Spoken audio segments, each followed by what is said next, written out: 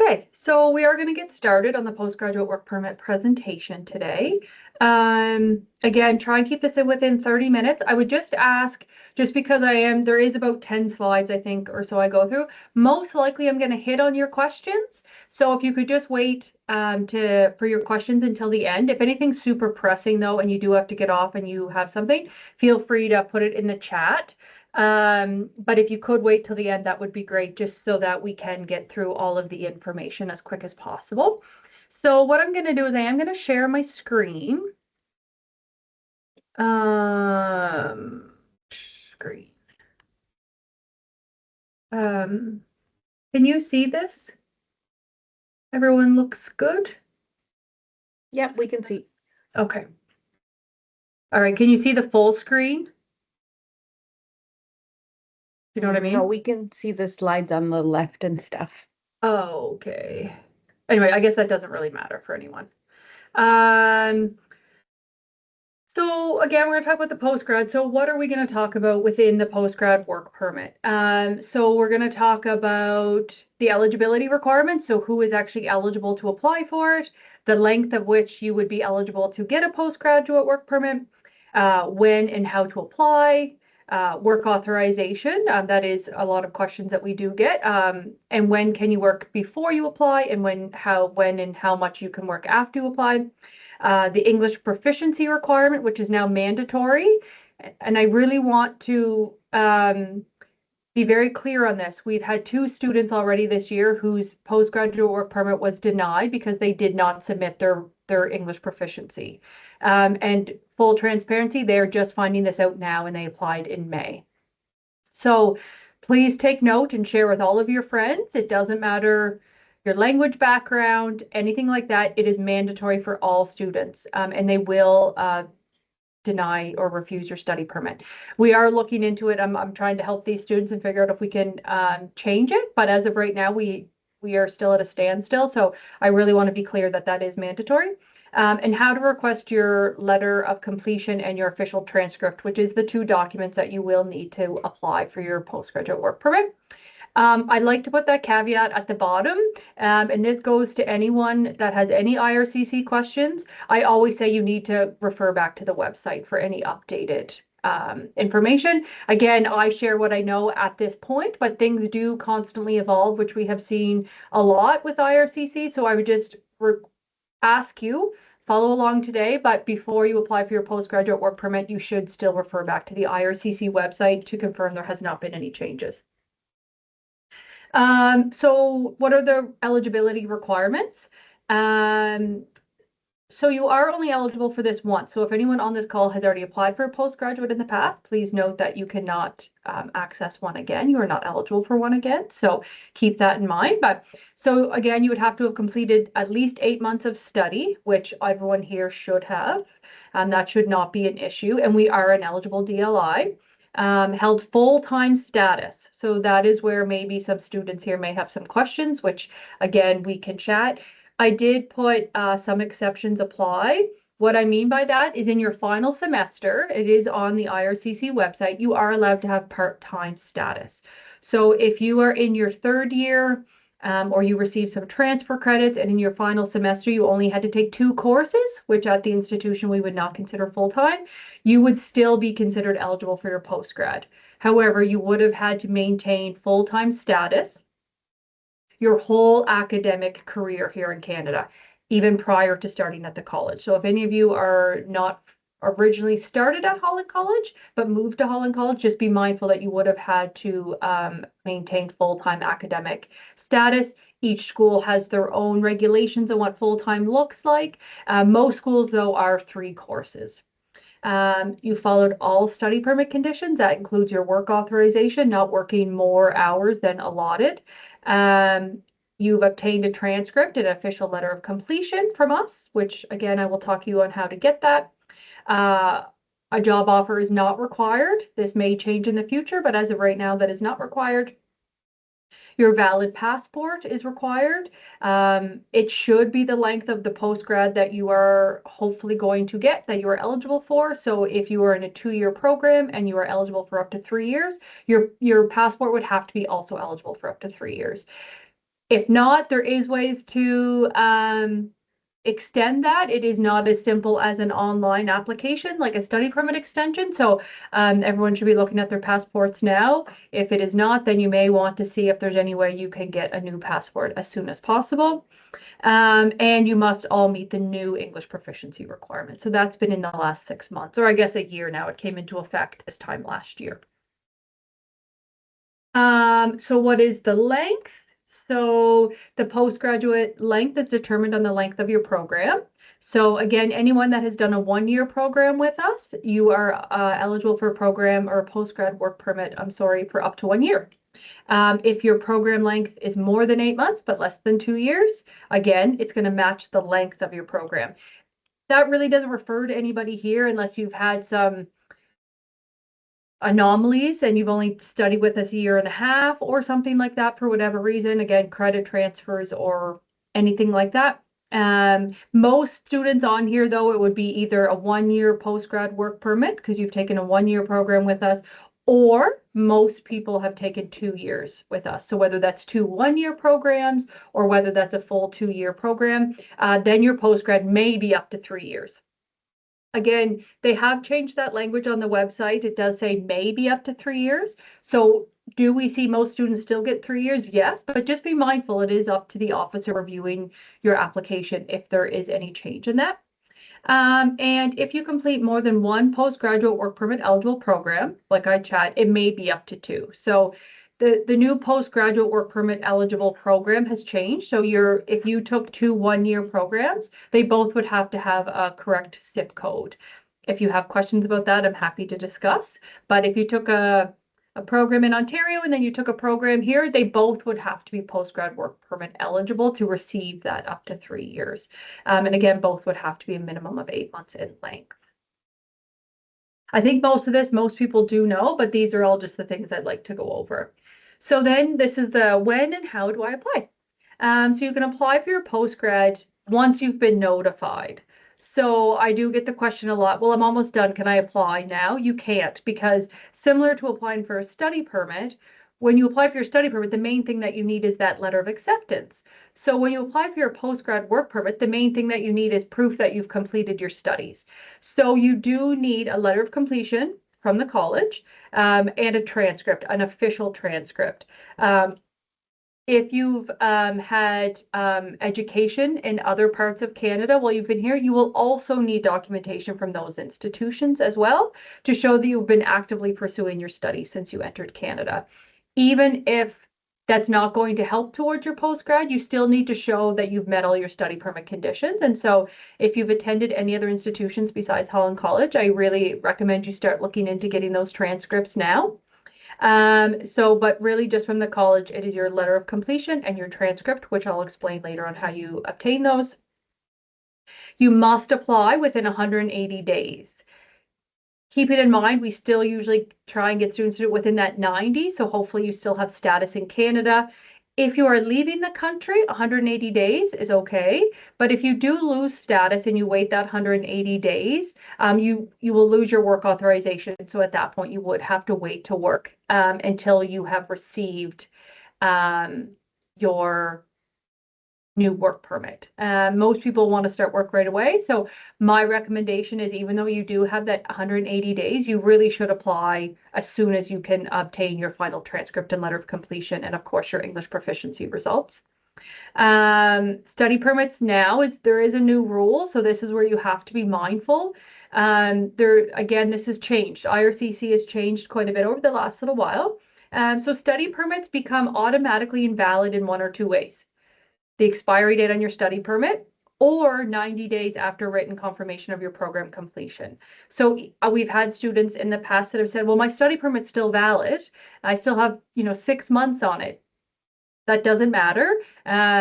Technically within 90 days, it's not, but no longer valid. That expiry date no longer means anything. But the new rules really on the website is stating the moment you finish studies, if you are not intending to go back to school the next academic semester, technically they believe your study permit and your status becomes invalid at that point. Again, to really avoid people losing status in Canada, and staying long periods of time without a proper authorization. So encouraging everybody to be prepared to apply for your postgrad work permit as soon as you get the appropriate documentation. I don't recommend anyone waiting. So again, if you're a postgrad, if you go to apply for your postgrad and your study permit is invalid, you must change your status to visitor and apply for the postgrad from inside Canada, or leave Canada and apply for the postgrad from outside of Canada. So it does complicate things. So I really do recommend that you all be prepared and start applying early May. Again, you have to create your IRCC secure account, your GC key.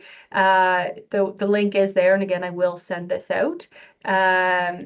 But if you don't have one and you don't know how to access that, send me an email and I'm happy to send you the links and the steps to do so. But everyone on here, I'm hoping, does have their GC key or IRCC secure account ready. It does not work in the portal. Those are two very different applications. If you only have ever used your portal to apply to initially come in, you will have to create a new account, your GC key or IRCC secure account. So keep that in mind. And the application form is there. It is the IMM 5710, and the cost is $255.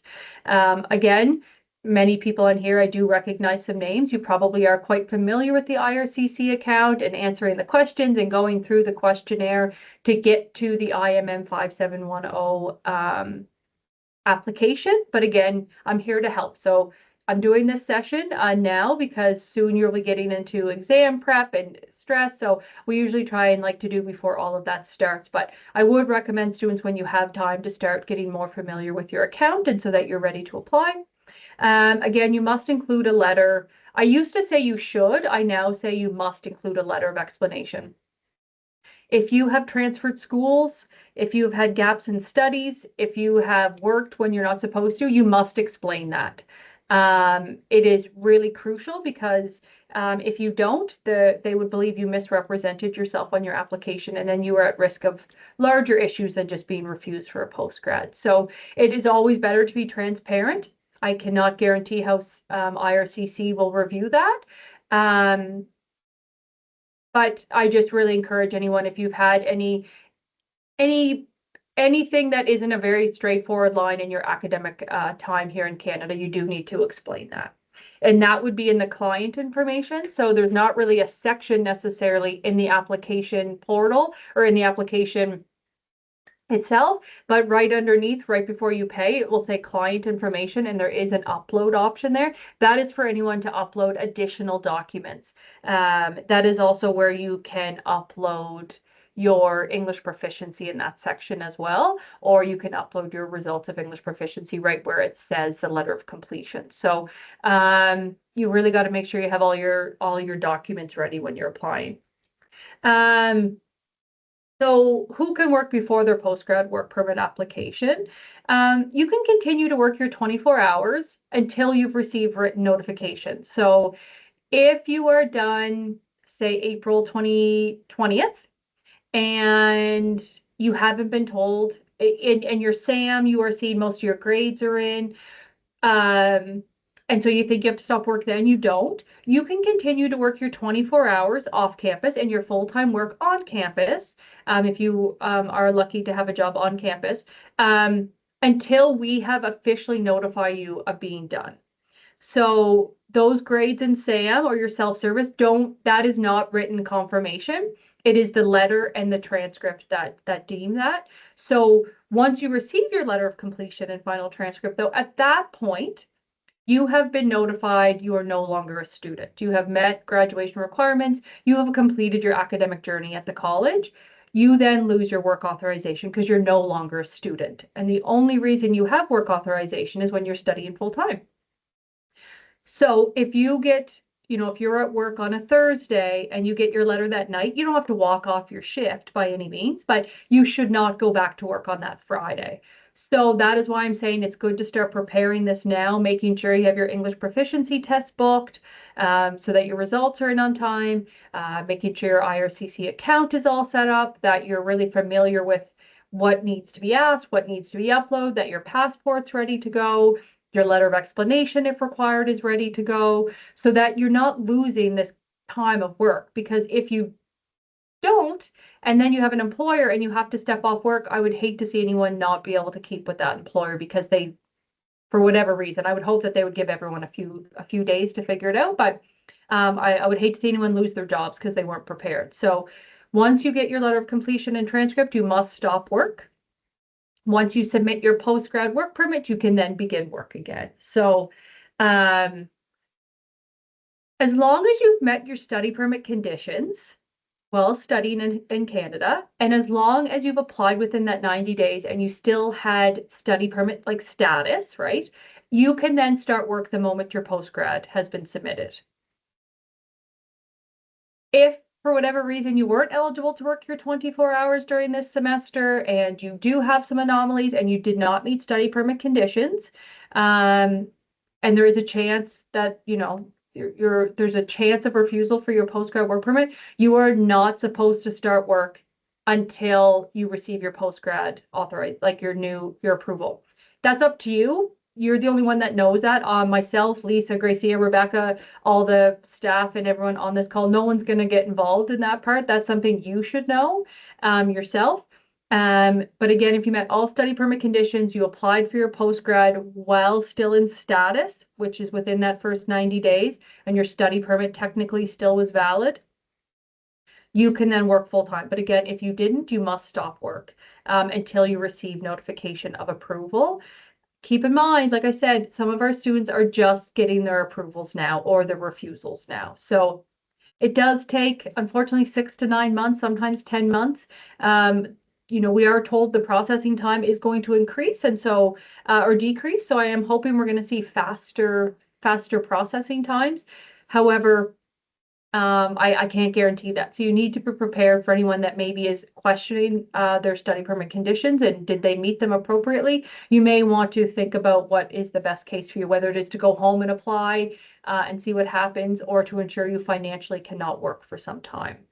And of course, if you then receive, for whatever reason, an IRCC refusal for your postgrad, for not uploading your English proficiency, or for them challenging you did not meet your study permit conditions for whatever reason, you must stop work immediately. At that point, it's up to you to decide whether you challenge that, reapply.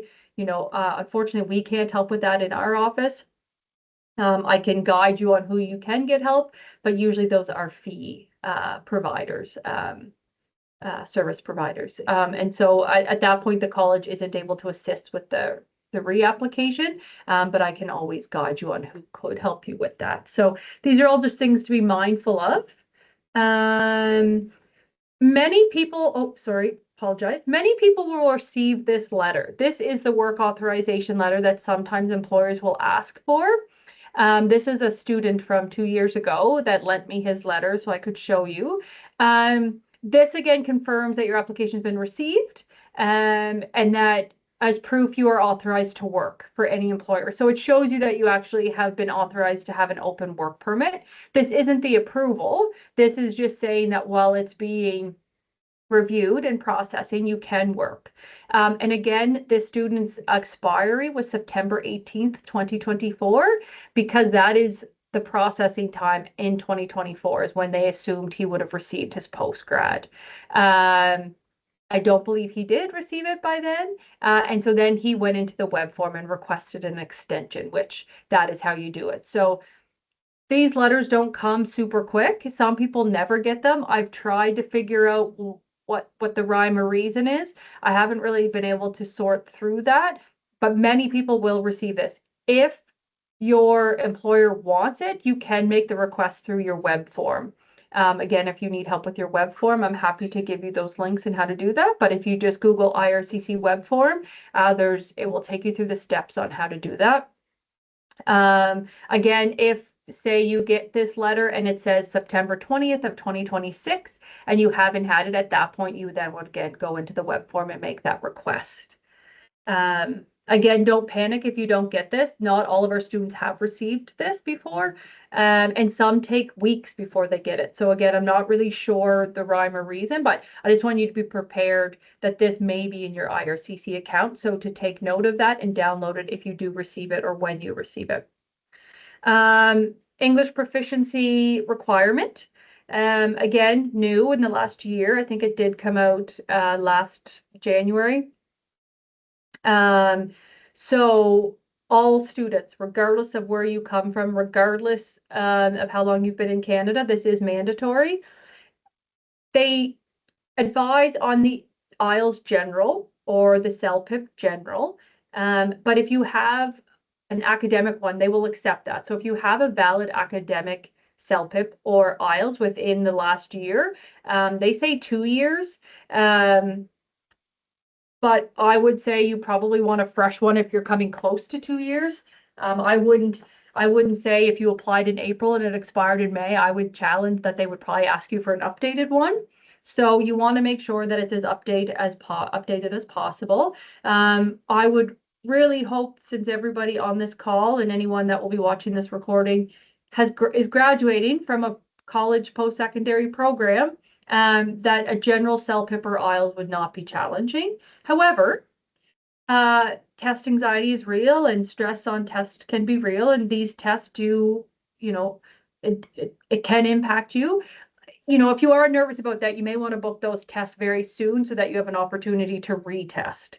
If need be. Holland College does offer the IELTS general test. If you Google IELTS Holland College, Prince Edward Island testing center, it takes you to that and you can book. I looked today, there's tons of opportunities available for the test. CELPIP we do not do, but study abroad, if they still, I think they're still around. CELPIP is offered through study abroad. Some people like CELPIP, some people like IELTS. I've taken neither, so I don't know. It just really is your preference. And again, there is a bit of a difference here. So for CELPIP General, that is what I will guide you on, is 5.0, 5.0 across the board. So reading, writing, listening, speaking, all must be 5.0. And for IELTS General, it's 4.0 for reading, and then everything else is 5.0. So if you do not meet that, unfortunately, you would not meet the English proficiency requirement. So again, if you are concerned about that, you may want to consider taking a test very soon, or start doing some online studying to prepare, because if you do not, as I said, upload this, you will not be successful in obtaining a postgrad. I did get questions about, what if I don't have it? Can I apply and then upload my results to my web form and ask it to be attached to my application? That does concern me. You could. Will it be attached to your application appropriately? I don't know that answer, so I would just strongly encourage everyone to have it ready for when you're doing your initial application. Letter of completion and transcript. So we have changed it a little bit this year. We used to say a few days. We've now said it couldn't, it might not, but we have told students to be prepared for up to 10 business days. And that is after your final grades are entered and your exit is completed. So what do I mean by that? So when you see your grades in SAM, they then have to be transferred over to self-service, so you can see your progress over there. Once that is done, the program then needs to actually officially exit you and mark you as graduated. That is not done overnight. We have 1,500 students graduating, so there's a lot of paperwork that needs to be done. So just because you see your marks in SAM doesn't mean that you are ready for your official document. So we're going to ask for some patience. It could take 2 to 3 business days. It could take 10, but we are saying 10 business days would hopefully be our max. Again, so you need to be prepared for that. If you have almost done, you can reach out to your program area without bombarding them with too many requests and ask to be exited now, and make those requests now, because I know some people are on OJTs and are finishing early. So again, once you see your final grades in SAM, you can make the request for your official transcript. You pay the fee. then the letter of completion will be accessible for you to request. If you do not pay that $10 fee, you will not be able to request your letter of completion. Both of them are in your self-service now. It is a one-stop shop. We're very glad that we were able to make that work this year. So you go in, you apply for your official transcript, you pay the fee. Once you do that, then within minutes, you can click on the letter of completion tab or tile, and then that option to request that will become available to you. Both of those will go to people like Lisa and Tracy Vesey, and they will then begin processing the requests. Please keep in mind, again, even if you request it, we are still many times waiting on the exits from the program. So even if you say my marks have been in there for 3 days, it still may take some time. And those will be automatically emailed to your Holland College unless you state otherwise, but your letter of completion and your transcript will be automatically emailed to your Holland College email address, not personal, but Holland College. So you will get digital copies because that is what is needed. That is pretty much it. That is where we kind of end ours. Again, if you finish early, you don't have to wait until the end of the semester to request these. You do have to, though, wait until all of your grades are in. Please do not try and request these before you see all your final grades. They will not be processed. That will not put you ahead of anybody else. We ask that everyone be patient, and we are very excited that you're graduating and that you spent this time with us, and we really want to help you through this process, but there's only a few of us, and so sometimes the process takes a little bit longer than I know what students are hoping for. So we just ask for patience. We will process them as soon as we can. It's just a matter of you getting ready to have all those documents to prepare those, so that when you do get these letters, you are ready to apply right away.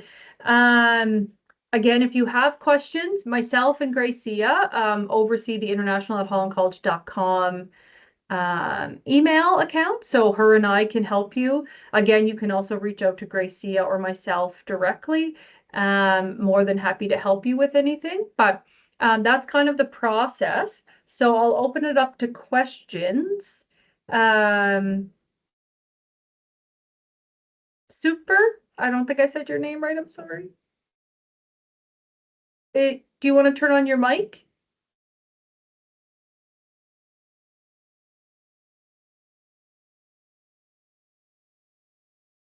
I'm going to open up the chat and also see what's there.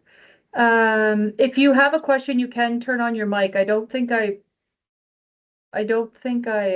okay, there you go. You have a question? Hi, Sharon. Good evening. Hi. So this is Sukhbir from Business Administration. So I have a Yes. one question. Yes. Uh, like I have changed my school. Initially, I came at Vancouver, and Mhm. after that, I changed my school.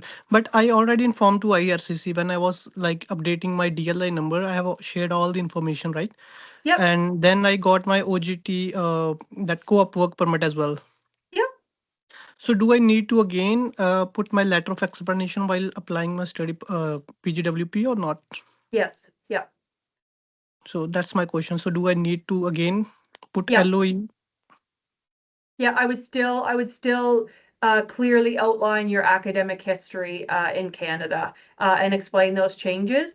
I would Mhm. like to hope that they look at your file and make that assumption on their own, but unfortunately, there's a lot of people looking at a lot of files, and so my advice, you don't have to, my advice would still be to do a letter of explanation with all of your transcripts from all of your post-secondary. Okay, so one question more.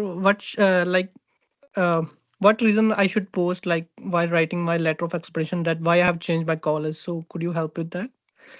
Well, I don't know why you changed your I don't know why you did that. That's a personal thing. Okay, I'm happy to meet with you off this call or to chat with it further, but sure. every letter is going to be different, right? So All you right. could just explain why you entered Canada, why you started studying, why you made the change, Yep. and how that was beneficial to you, and that you really found the program in the school that was a better fit for you, Yep. and that you were successful at the college and graduated. I don't think it has to be too in depth if you followed all the appropriate steps, but Mm-hmm. the officers just want all the information. They don't want to go digging. So I would just hate that they would make the wrong assumption. That's all.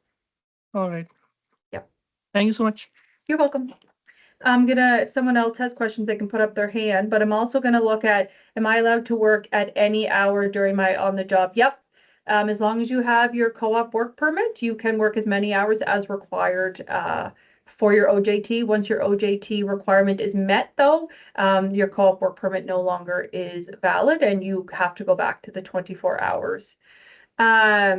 Is the work authorization letter is sent to applicant automatically after we submit our postgrad, or should we web form? Great question. You should receive that letter. You shouldn't have to request it.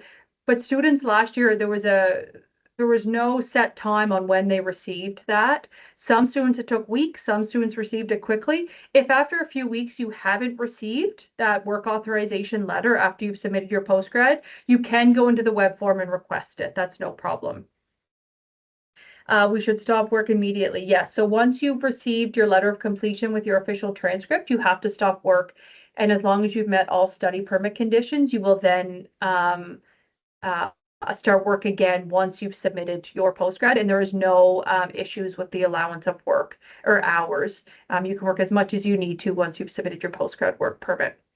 No, the postgrad work permit application is done in your IRCC account. So not your portal. It would have to be an IRCC account. So the GC key or IRCC secure account, whoever you used, whatever, if it was a banking or a GC key, you would use your original account. If for whatever reason you're locked out of your account and you can't access one, you can create a new account, but it is technically the same. Work permit renewal for our spouses, that's a whole other beast, spousal open work permits. You probably need to refer back to the IRCC website. That is going to come down to your knock or tier of the job that you've received and whether or not he's eligible or they are eligible based on the job that you have. So that one's a bit more complicated, and we would have to refer back to the IRCC website whether or not you are eligible to also apply for your family. So, Flavio, if your study permit expires before your postgrad, you receive it, that's okay. You're on maintained status. But if can you just make a note, Flavio, when is your study permit actually expiring? You should have everything. Lan, do you have a question? Yes, my study permit expires on April 30th. I have already submitted extension application. While I'm waiting for the extension approved, after I got my completion letter, can I submit postgraduate application? Unfortunately not. When did you apply for your study permit extension? In March 16th. Yeah, unfortunately, you're going to have to wait for your new study permit. You cannot apply for a post-grad work permit under maintained status. You have to have an actual study permit. We may need to chat about you actually withdrawing your study permit application, extension, and us trying to fast track some documents to you. But why don't we set up a talk after this and see what the best solution, because it's very clear on the website that you cannot apply for a post-grad work permit if you are waiting for a study permit extension approval, unfortunately. You must have status and not maintain status. And so we may have to discuss your situation off of here to figure out what the next steps are for you. Okay, thank you. Okay, you're welcome. Yeah, Flavio, so you're fine. That's okay about your microphone. You're fine. As long as you've applied for your postgrad prior to your study permit expiring.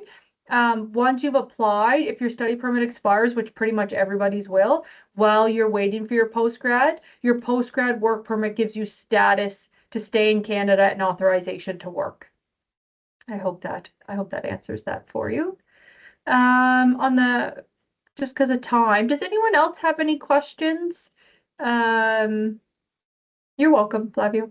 Does anyone else have any questions I'm happy again, everyone's situation's a little bit different and I understand that. So there may be some personal questions or some specific situational questions that you have that maybe this isn't the place for it, which is okay.